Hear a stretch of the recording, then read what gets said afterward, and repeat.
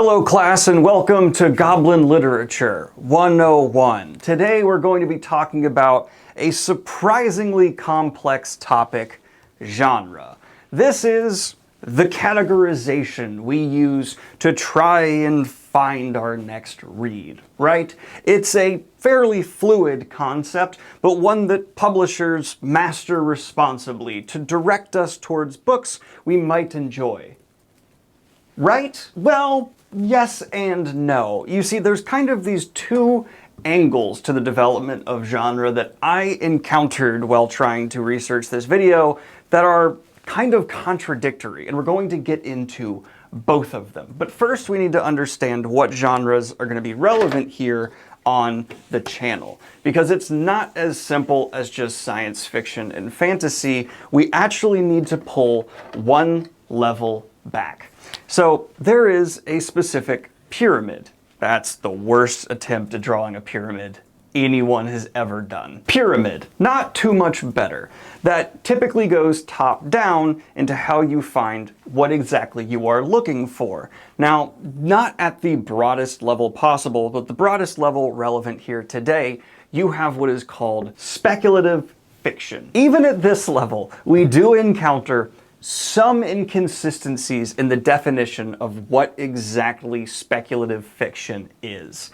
It's not as simple as just saying things that aren't real. So I tried to actually find various definitions from voices that are respected within the literary community and pick one that felt the most fitting. Here are a few examples. Robert Heinlein, who first coined the term in the Saturday Evening Post, February 8th of 1947, actually only used it to apply directly to science fiction, explicitly stating that it did not apply to fantasy, which is a trend of the definition evolving we'll see continue. Now, I'd be remiss if I didn't bring up Margaret Atwood, who has had a bit of a history with the term, first saying that there was a distinct difference between science fiction and speculative fiction, the first of which has monsters and spaceships, while speculative fiction focuses on what could really happen. I very much so disagree, and agree with Le Guin's rebuttal to this, which she said that Atwood's definition was arbitrarily restrictive, and she didn't want the literary bigots to shove her in the literary ghetto. And am I the only one getting Robert Jordan, Terry Goodkind vibes? Now, when it comes to Ursula K. Le Guin's actual thoughts on what the firm definition of speculative fiction should be,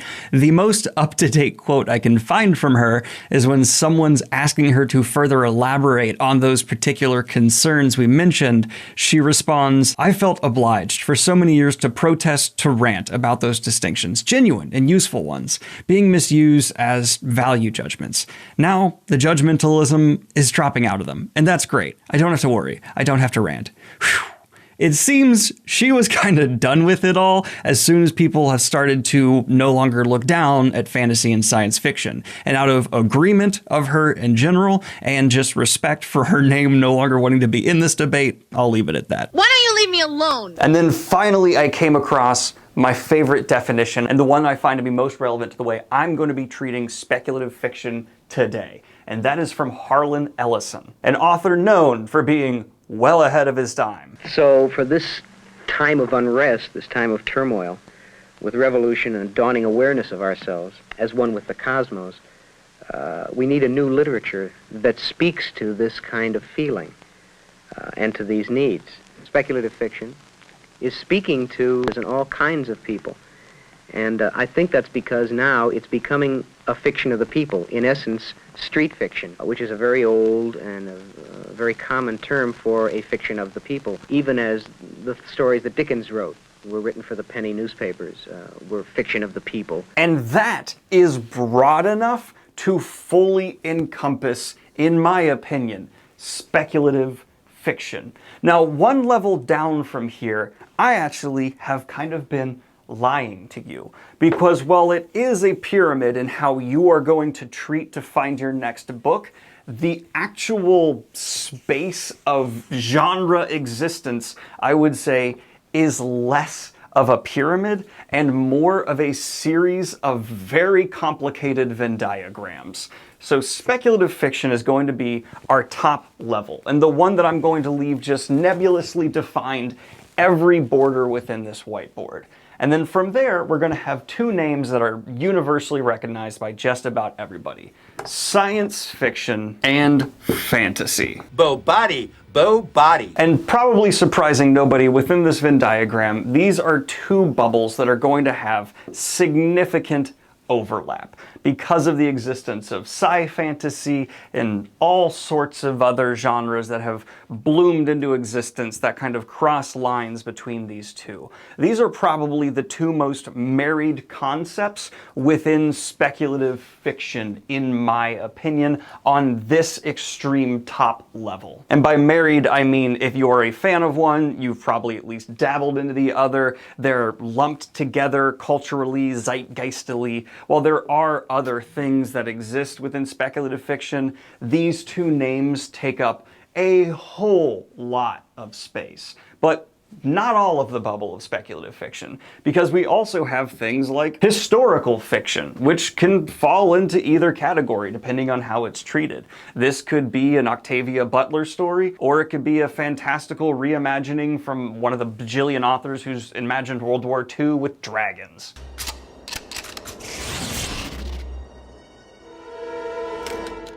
Nazis?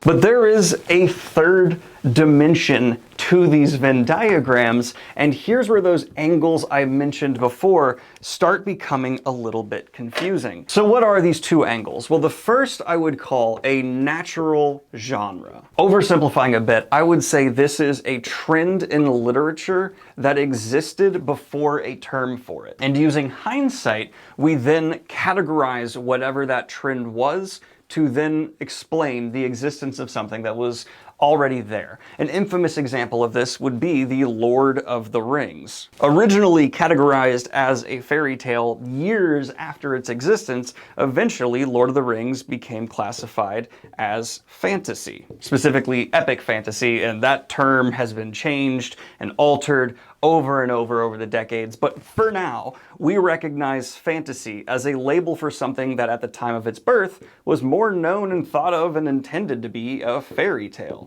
But this didn't work, and so it was eventually replaced. One leads to another, which leads to another, and therefore your term comes into existence. Inevitably, when I talk about this, someone tells me that no, Lord of the Rings did not invent the word fantasy, which I agree with, but you must remember we are speaking in terms of literature marketing, which is largely what genre is at this point. I am saying that in hindsight, we look at Lord of the Rings as foundational for the existence of the term fantasy as a marketing tool. But if this is one side of the equation, what exists on the other end of the spectrum that kind of throws a wrench into this cycle? Well, that would be the market genre. Now, despite what you may think I'm about to say, I have no issue with market genres. They are a way for publishers to work with trends again to try and then categorize more things for us to find. It's just that the cycle of how it happens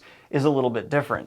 You see, there could be several trends and even existing genres and even a target age demographic all combined to then re-lump existing works and possibly new works they're wanting to put in your hand all into a new term. Famous examples of this would probably be YA and countless others we've seen popping up, existing on shelves, spawned because of the internet over the last few decades. And this solid line should absolutely be porous. There are constant redefinitions, misunderstandings, evolutions of genres that pass between these two.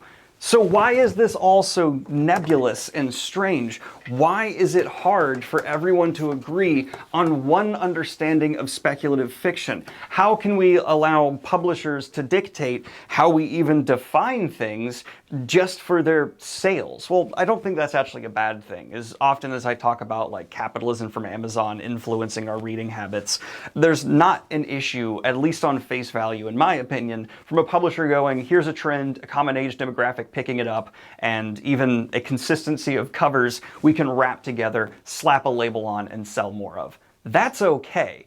But the process is flawed. And here, in my opinion, is why. Both of those methods are dependent on the current state of art being able to clearly define and understand where it may go next. And so by the very nature of human creativity, this barrier is always going to cause confusion. Retroactively looking at trends or how you can right now make as much money as possible with a genre label is not a perfect system to categorize human creativity as a whole. And I can give you several great examples of why that is the case. One, we're constantly seeing modern fantasy books try and repackage themselves to actually change the genres they're currently labeled as to fit modern trends. This is actually more on the money side that comes in from that second angle that shifts our perspective constantly. And again, no shade is meant by any of this. This is all perfectly fine business practice in my opinion. But within the last few years, we have seen attempts to market series like Mistborn, Wheel of Time, and I'd even say from when it first came out to now, even his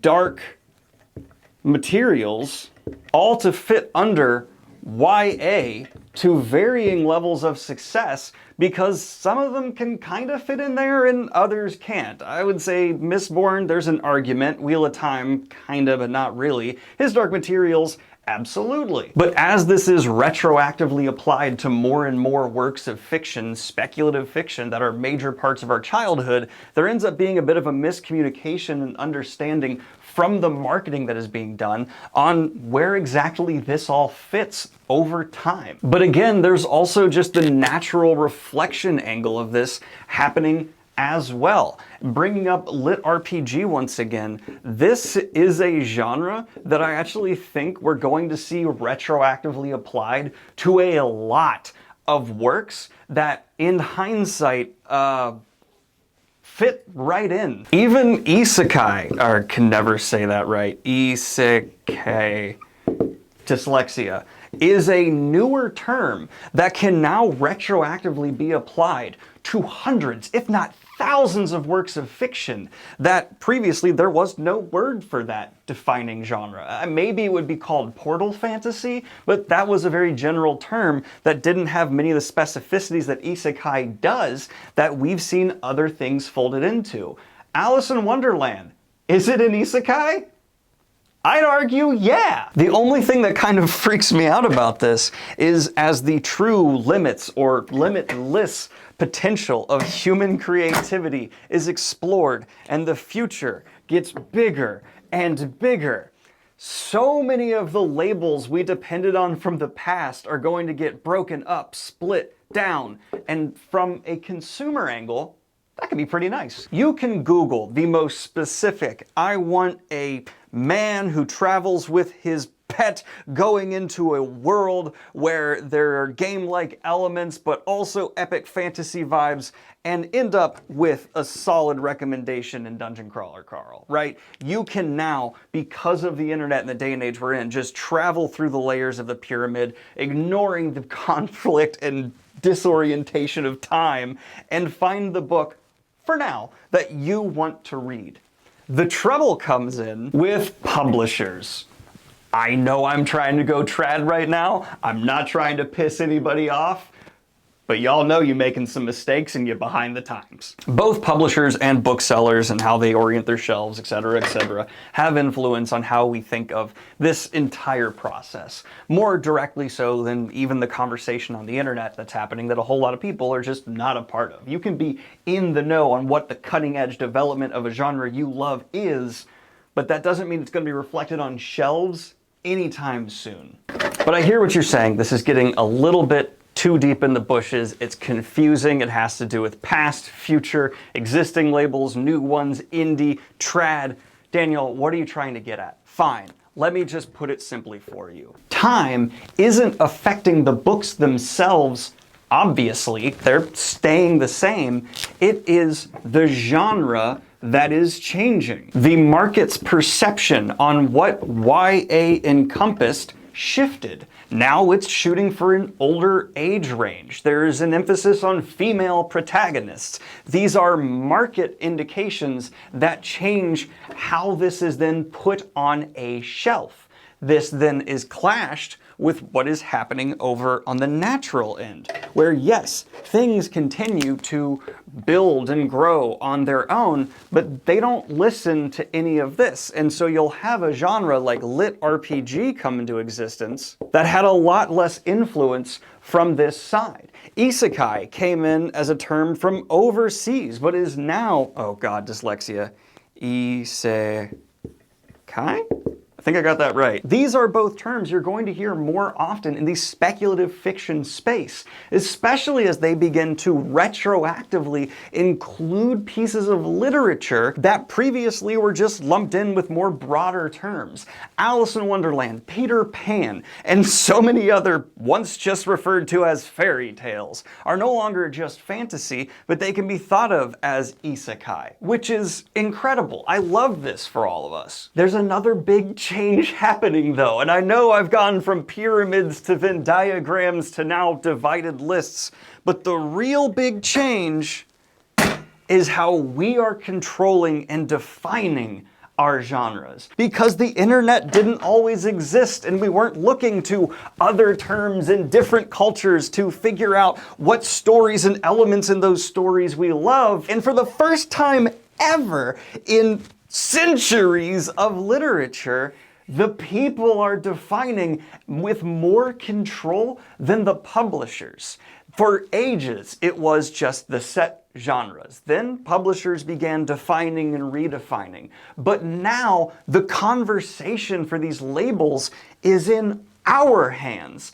And suddenly we're seeing publishers play catch up and having to look to the indie space to figure out what Dungeon Crawler Carl's secret to success is. How an indie hit is a massive thing in a genre space they have yet to seize control over. And that's why they're signing those authors, those stories, and then retroactively trying to put much of their own works, like they did with Mistborn into YA, into these internet age literary genres. All of the craziness I was talking about to really establish how genre is this nebulous, indefinable, changing thing that is truly just a reflection of our own human creativity is to point out and celebrate the fact that, and I hope publishers don't begrudge this, we're in control now. There used to be near total control in bookstores and publishers in how these terms were used, even in academic settings. But now, not anymore. Other cultures, just groups of people online who inflate and become big enough, can come up with, define, and popularize genres with no outside influence or control. That's f***ing awesome. And this is not the first time the control of genre has actually changed like this before. When pulp became a bigger thing, that is when people like Heinlein started putting out those rough definitions, because suddenly presses were putting out books for cheap that people were gobbling up that didn't fit so nicely into what literature and the publishers were working with before. It was a rebuke to snobbery then that was trying to hold on to rigid labels that were no longer applying, and it is happening once again, I would argue, on a far greater and faster scale. This has just been my ranty, rambly thoughts on what is going on with the state of genres right now. A brief, my perspective on how they have existed for years and what their future may be, because it's ever inflating. It's always going to need to adjust. That's a natural breathing part of reflecting our creativity. And a final observation on how, because of the internet, we have control for the first time. I think that's because now it's becoming a fiction of the people. Like and subscribe if you have not already. Hit the Patreon if you'd like some writing sneak peeks from me, some bonus content, and let me know what whiteboard rambling shenanigans you'd like to see in the future, whether it's a book summary, another topic like this, and please feel free to correct me, put counter arguments in the comments down below. I'm always so eager to see it. Have a good one, y'all. Peace.